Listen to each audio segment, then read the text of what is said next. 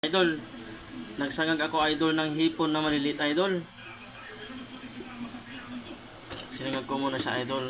Iluto ko muna siya bago lutuin mamaya ulit.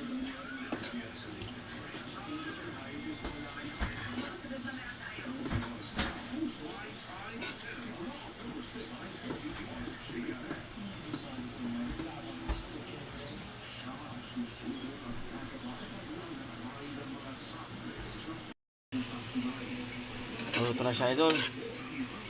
Namumula-mula na siya idol.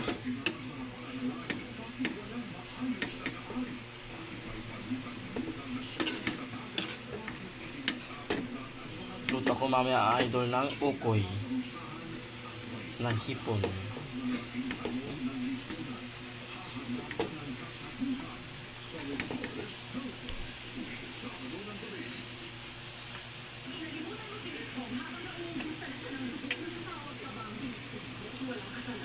Sarap nito idol, no?